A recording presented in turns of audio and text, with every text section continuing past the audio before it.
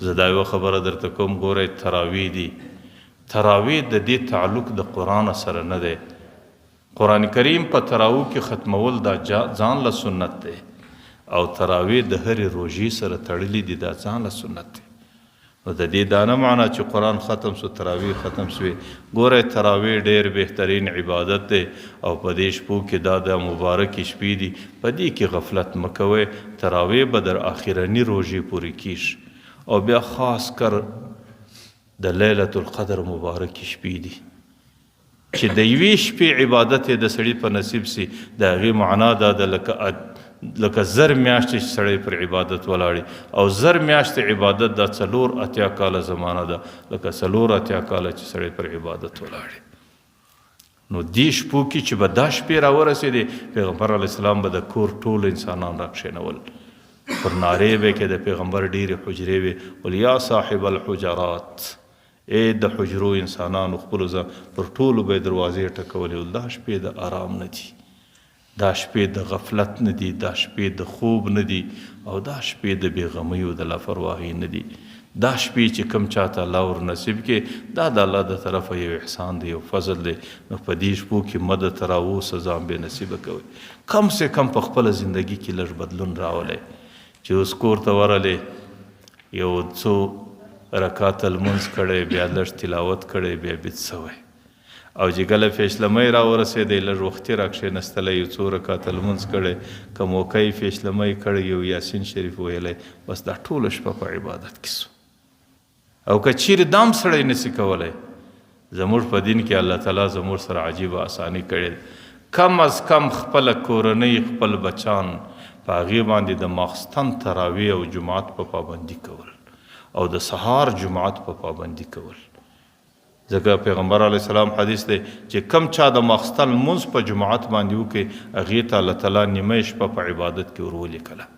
چې کم چا د سهار لمونځ په جماعت کې وکړي، الله تعالی دویم نیمه شپه هم په عبادت کې ور ولیکله.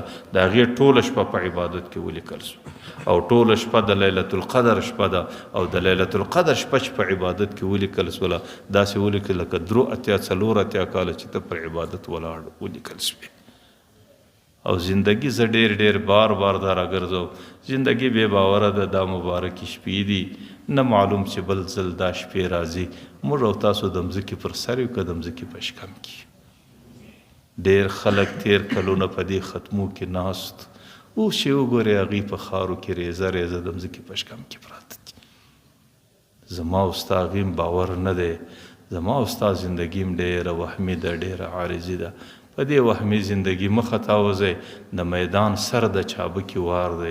که دې وار وکړئ، څه دې وکړو، که دې درڅه ولاړه بس.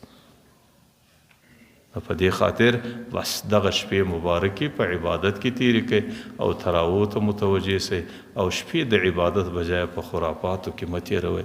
د رحمت شپې دې د خدای په خاطر د لعنت ته په شکل یې مه جوړوئ. اوس زه دې امت دې انسانانو ته د خدای په ذات قسم سړی حیران، تاسو اوس وله ورسېده زموږ په ښار کې دا شپه خلک په کوم شکل کې تېروي، پر دې روډو باندې څه حال دی؟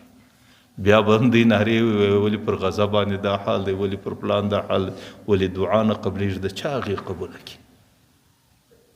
نو ځکه پر خپل عمل باندې لږ نظر کول، او خپل صلح او رابطه د الله سره جوړول، او د دې مبارکو شپو قدر او احترام کول، او د دې مبارکو ساعتو څخه نفع او ګټه اخیستل.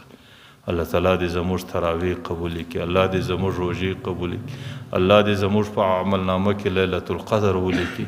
الله تعالی دې د دې شپو قدر او احترام زموږ په زړه کې راولي. الله دې مې زندگی د رسول الله په محبت کې په نصیب کړي. الله دې مې د مرګ بعد د رسول الله شفاعت په نصیب کړي. الله دې مې د رسول الله در لواء الحمد لاندې جنتو ته ورسوي. الله تعالی دې دغه ورځې دغه شپې دا زموږ او ستاسو دپاره د جهنم څخه د ازادۍ ذریعه وګرځي. واخر